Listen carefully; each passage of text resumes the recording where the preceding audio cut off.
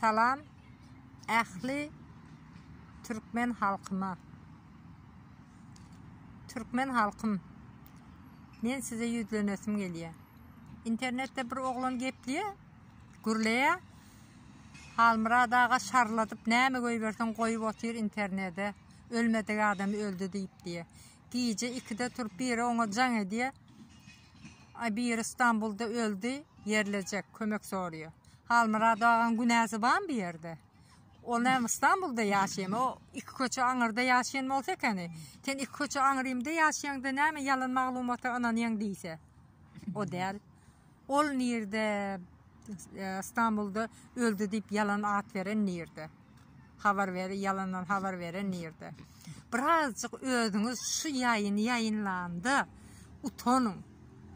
Başka bir yerdeki adama yalandan verdim de o da yayınlaptır. O yerde günah kimdi? O haberi verendi. O sana var ya Türkmenistan'ın ne baylığından taması var mı? Nemesinden taması var. Şu süpük oldular şu Türkmenistan'ın halkı. Sürünüyor deyip bir de kömek edecek oluyor. Birazcık elimizden tutuyor. Akıl veriyor. Yüreklendiriyor. Siz ne diyorsunuz? Onun üstünden bir bolorsiz video çekiyiniz mi? Video yayınlayınız mi? Hayvanlardan. Ya olmasa da şarladıp koyuyor. Koyun o şu diyetski mazgı kılınız da. Birazcık ağınız össün. Kurbanla yarancaklar. Asla yarancaklar oturma. O haram oluyor. Sen bir yaşıcık kız olsan akan kurban haram oluyor. Belki sana gözler. Yegelleri gözler hiç olmasa. Yönü yanlış ediyorsunuz şunu. Ben gece 2'de yalan haber verdim de onu internete koyuptur. Ol kalbi temiz adam Halmıra'da. Şunun için koyuptur internete kömek etmek isteyaptır. Yönü yalandan böyle maşinikçilik etmeyene utanmıyorsunuz mu? Birazcık utanın. Vatanı kazanacak olun. Eydip o yerde bir yerde kıyvat edip şaltak deyip yürümeyeni azıcık Türkmenistan'ı kazanacak oluyor. Haram olun eline verip birine satıp sonra komple hemmemiz kulu olmalıyım. Anı yetmeyen akılsızlar ne şartlığa mendeş var maksat maşenik diye ondan sonra dünkü şu videonu koyan var Anır'da ölen olup yatan var. Keşke sen hakikaten ölsedin dünya bir haramzadadan kurtulurdu. Dünyada bir gün bir güneş çıkardı. Yağış yağacak olsa bir gün yağman güneş çıkıp dururdu.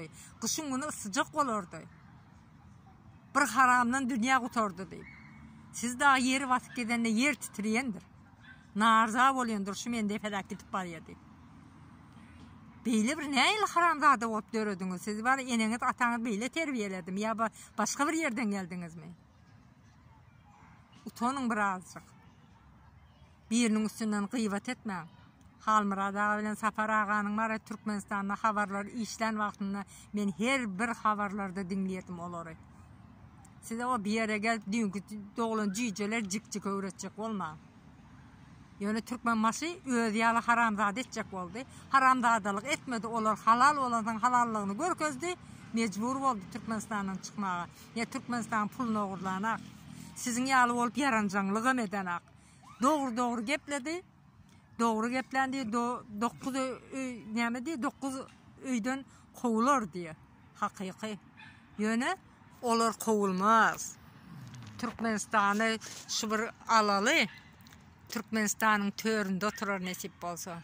Bizim en ulu başımız olur. Sizin yönü var ya ihtiyalak olup yürünüz kalır. İt yürür, kervan geçer. Cigilerim. O yüzden birazcık akıllanacak olun, birinin üstünden kıyvat etmeyin. Türkmenistan'ı kazanacak olun. Çağalarımızın geleceğini oylayın, yaşlarımızın geleceğini oylayın. Yaşlar bizim geleceğimizdir. Şunu miyattan çıkarma. Olur şu an neyle eziliyor. Yine Belarusya'dan, Tataristan'dan, her yerden studentler neyle ağlak izine gelip Belarusya'dan gelen oğulların öz diyesi yok diyorlar. Türkmenistan'da enataları ağlayalar, siz olur bilmiyorsunuz mu? Türkmenistan'da halk nehili bedbahtçılık yaşıyorlar, bileniz mı? Görüp durursunuz, yönetiz var ya, onların halk ağlandı, siz lezzet alıyorsunuz. Ne bu, siz bu vampir zat mı yoksa? Herkese Allah görüyendir. Haramlığının hem Allah belasını berip duran şey. Gör, bu yer titreme oldu. Halk biraz gözünü açtı.